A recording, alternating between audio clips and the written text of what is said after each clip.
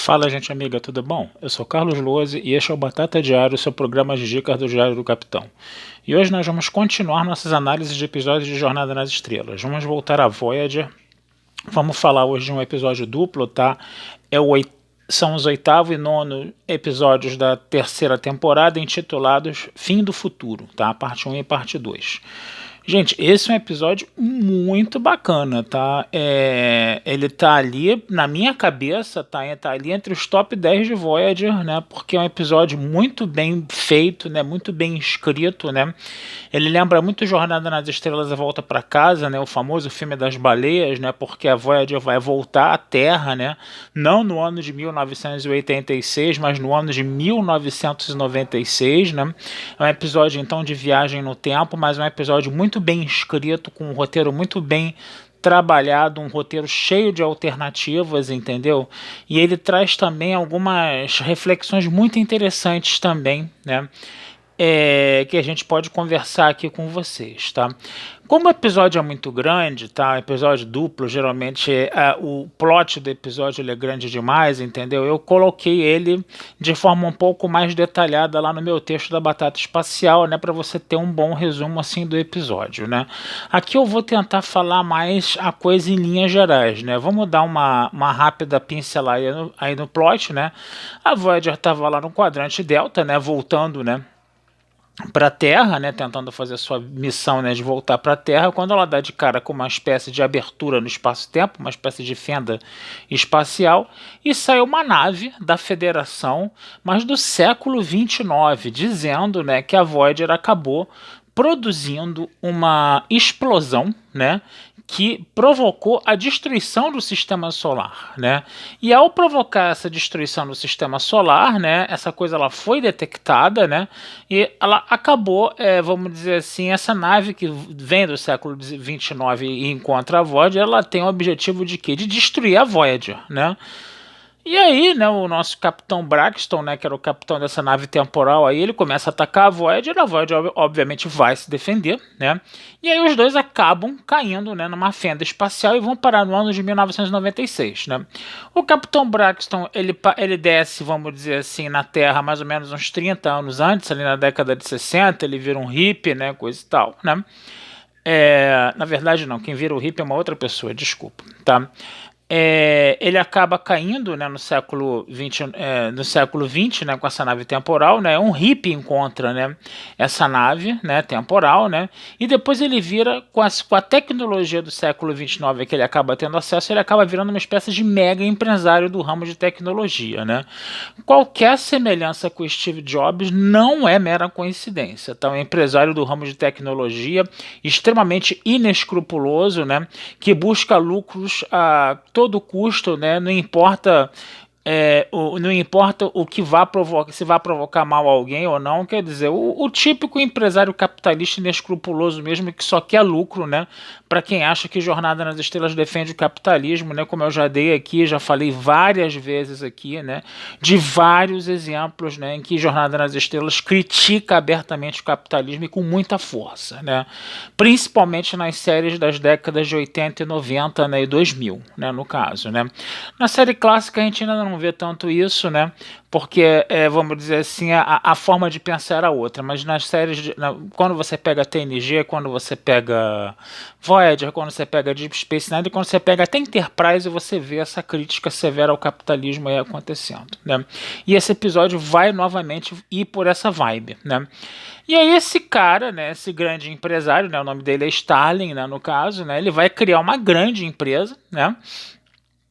Com toda essa tecnologia do século XXIX. Então, quer dizer, toda aquela revolução tecnológica que a gente viu na informática, né, nas últimas décadas do século XX, nas primeiras do século XXI, né, onde os computadores rapidamente ficavam obsoletos, né, porque a tecnologia de informática ela se desenvolvia muito rápido, né, teria sido por culpa, né, dessa tecnologia do século XXIX que esse Starling teria conseguido aí no caso, né. Então, o filme ele vai meio que por essa vibe, né.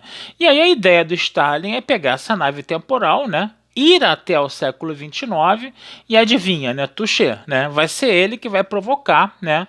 com essa explosão, né, no fim das contas, né, que vai destruir o sistema solar, no caso, né? Então vai ser ele, né? E aí a Voyager vai ter que fazer de tudo para evitar que esse Starling ele acabe provocando essa destruição, né, no caso, né. É interessante que tem um momento do episódio que a Janeway, né, vai falar com ele, né, não, você não pode fazer isso, porque se você for o século XXIX, você pode provocar uma destruição muito grande, né, coisa e tal, né, porque a gente o cara que estava nessa nave do século XXIX, que era o Capitão Braxton, né, ele acaba até virando um mendigo, coitado, na série, no episódio, né, esse Capitão Braxton ele fala, né, que vai ser o mau uso dessa nave aí que vai provocar, né, uma explosão que vai acabar, né, vamos dizer assim, com o sistema solar, né. Aí para vocês verem isso, né, é mais interessante ver o episódio, tá, que eu tô dando só uma pincelada por alto, eu dou uma lida lá no meu texto na Batata Espacial que isso está mais bem explicado, tá. E aí o nosso Starling ele chega e fala, não, eu sou disposto a correr o risco, coisa e tal, eu quero trazer tecnologia do século XXIX, coisa e tal, né? Aí, quer dizer, a Janeway percebe, né, que o cara não tem escrúpulo nenhum, que o cara não tem caráter nenhum, né, tá realmente pegando a coisa de ser um vilão ali, né, ele é inclusive um vilão bem à altura da Voyager, né, porque ele é um gênio, né, da tecnologia, um gênio da informática, né, tudo que a Voyager faz, né, para poder, vamos dizer assim, impedir que o Starling, né, leve os seus planos adiante, o Starling sempre ele consegue se antecipar, né, no caso, né, porque ele domina essa tecnologia, então quer dizer, um gênio da informática, da tecnologia, né, quer dizer, que vai ser o grande vilão aí, né, capitalista inclusive, né, que quer o lucro a todo custo também, né, da Voyager no caso, né, e aí a correspondência, né, com o Steve Jobs, como eu já falei, é muito grande, né. E aí tem uma hora que a Janeway consegue manter ele isolado dentro da Voyager, preso, né, por um campo de força, né. E a Janeway ela usa uma frase muito emblemática: as ações da sua empresa, Sr. Starling, vão começar a cair, entendeu? Agora bastante, o senhor se prepare com relação a isso. Então, realmente é um episódio que está realmente tendo essa postura bem crítica aí com relação ao capitalismo, né. Outra coisa que é muito interessante nesse episódio também é que vai ter uma hora que o Chakotay, né, e a Torres, né, que estão numa nave auxiliar e que estão tentando resgatar o Tuvok, né, e o Paris, né, que estão na superfície do planeta, né, o Chakotay e a Torres eles vão tentar transportar o Starling, né, o negócio era capturar o Starling, né, eles até conseguem levar o Starling para Voyager, né? Mas o que acontece? O Starling ele acaba, né, usando, vamos dizer assim, um tricorder lá que ele acabou desenvolvendo como uma espécie de inibidor do teletransporte. Isso vai provocar uma avaria na nave auxiliar vai cair na Terra. E aí o Chakotay, né? Isso aqui é muito interessante, que o Chakotay e a Torres vão ser aprisionados, né, por um grupo extremista, né? Que hoje nós chamaríamos, né, de grupo que faz terrorismo doméstico, né, nos Estados Unidos, né, um grupo extremista altamente anti-governo, né, dizer que o governo era besta, né, você tem até uma conotação meio religiosa, de fanatismo religioso aí nesse grupo, né, eles se intitulavam patriotas e se intitulavam também, né, defensores, né, de um individualismo, né, contra um coletivismo do governo, né. Interessante você ver isso, né? E o episódio deixa bem claro, né, que esse grupo extremista, né, que você está vendo aí, que está vomitando um pensamento de extrema direita, né, está sendo bem vilanizado, né, nessa série, nesse episódio, né, no caso, né. Então você está vendo aí Jornada nas Estrelas novamente, né, trabalhando um posicionamento político, se posicionando de uma forma extremamente crítica com relação a um grupo político que os escritores, né, do roteiro não concordavam, né, e eles vilanizam os caras mesmo e não querem nem saber, né. Porque hoje em dia as pessoas estão... É aquela velha discussão. As pessoas hoje em dia estão criticando muito que... você está botando política em tudo, coisa e tal, não sei o que, né? Que Jornada nas Estrelas trabalhava política sim, mas trabalhava política de uma forma mais metafórica. Gente, mais uma vez a gente está vendo aí um posicionamento político bem claro num episódio de Jornada nas Estrelas, tá? Contra um grupo político extremista de direita aí no caso, tá? As pessoas estão... Aí vocês vão começar a achar que eu estou querendo dizer que Jornada nas Estrelas trabalha pensamentos de esquerda. Gente, até trabalha, tá? Eu não vou falar especificamente nesse episódio. Até trabalha, tem outras situações, eu já assinalei aqui, vou assinalar outras coisas e tal, né? Mas nesse episódio a gente está vendo claramente, né, como a gente está vendo, né, uma crítica contundente a um grupo extremista de direita aí no caso, né? Que você está vendo, né, que foi uma coisa que foi colocada ali bem rapidamente, tá, no episódio, tá? Mas, né, que ali em 1996 já, né, já, vamos dizer assim, estava nas discussões do dia, entendeu? Como estão hoje, né, no caso, né? E Jornada nas Estrelas não teve medo de se posicionar contra isso, né, naquela época, né? Então é aquela coisa, né? Jornada nas Estrelas está discutindo política há muito tempo já, entendeu? Não só metaforicamente, mas também, né, de forma partidária. Eu sempre vou falar isso aqui, né? Porque falar de forma partidária não é só falar, eu vou apoiar o candidato do partido tal nas eleições tal, entendeu? Não é, você se posicionar partidariamente não é só isso, gente. Não é só isso, tá? Você pode se posicionar partidariamente de outras formas também, e Jornada das Estrelas nunca teve medo de fazer isso, tá? Uma coisa que tem que ficar bem clara aqui, tá? Então o episódio ele vai, né, por essa vibe, né, eles acabam finalmente detendo, né, o empresário capitalista inescrupuloso lá, né, eles metem um tiro de torpedo fotônico, explodem com o cara sem dó nem piedade, ainda falam com ele lá um momento antes, né, pedem para ele não fazer a viagem, né, ele estava lá na iminência de entrar na fenda espacial lá, né, mas aí a Voyager acaba metendo um torpedo fotônico e explode com o sujeito, né? Isso vai alterar a linha temporal, né? No caso, né? E aí, quando aparece o Capitão Braxton novamente, né, no final do episódio, ele não é mais um mendigo, nem nada disso, né? E ele fala, eu tô vindo do século 29, né? Porque vemos que a Voyager está de uma forma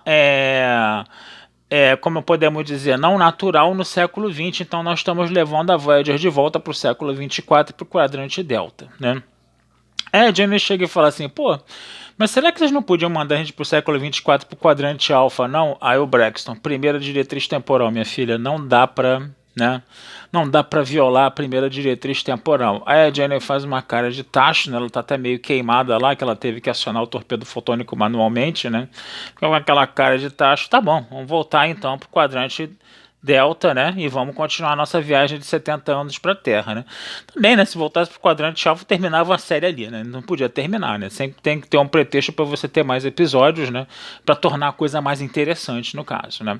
Mas, gente, é uma história muito legal, tá? Uma história muito bacana, tá? A gente vai ter aí um núcleo do Paris com o Tuvok com uma astrônoma, né, que vai ajudar, né, que é financiada pelo Starling, né, que vai ajudar o Paris e o Tuvok lá, né, contra as armações do Starling lá, né, interessante a gente ver isso, né. É interessante que o Starling, quando ele vai ele consegue roubar 20% dos dados do computador da Voyager, né, e nessa baila aí veio o programa do doutor, né, para ele, né, e aí ele acaba desenvolvendo, né, para o doutor uma espécie de holoemissor portátil com a tecnologia do século 29, né, para ele poder se locomover mais, né, em outros lugares, né? E a gente sabe que o doutor depois vai usar essa tecnologia na Voyager para ele estar mais livre, leve e solto dentro da Voyager, o que vai proporcionar, né, mais possibilidades, né, de episódios bem escritos, né, que vão desenvolver mais essa coisa do personagem do doutor que ficava só confinado ou na enfermaria ou no holodeck, né? Então agora ele vai poder circular melhor pela nave, né? Eu particularmente, a gente já está aqui na terceira temporada, já no 9º episódio da terceira temporada, eu achava que essa coisa já poderia ter sido feita há mais tempo, né? Até porque, né, o doutor, ele é um personagem que sempre chama muito atenção, já tivemos vários episódios aí colocando o doutor como foco, né? É um personagem muito atraente, né, para o público, né? E essa coisa já poderia ter sido pensada antes, né? Mas veja como é um episódio bem escrito, né? Que você está trabalhando um episódio de viagem no tempo, né? Você está trabalhando um episódio que está criticando o capitalismo, está se posicionando politicamente e ainda arruma um gancho, entendeu? Para você botar o doutor em situações mais livres, né, de deslocamento, né, no caso, que vai fazer com que esse personagem seja mais bem trabalhado, né, em episódios futuros, né? Então a gente está vendo que esse episódio duplo aí foi um baita de um episódio, né, que trouxe bastante coisa interessante, né, para Voyager, né?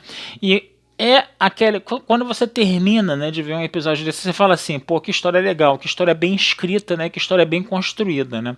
Então foi realmente um episódio duplo muito bacana, eu recomendo demais que vocês deem uma revisita nesse episódio aí, tá certo? Eu vou ficando por aqui, desejando vida longa e próspera, tá? Esse texto vai estar lá com a história mais detalhada, mais escrita na batata espacial, tá? E não deixem de curtir, compartilhar, se inscrever no canal do Diário do Capitão, que essa ajuda de vocês sempre nos é muito bem-vinda, tá bom? Um abração, fui e até a próxima.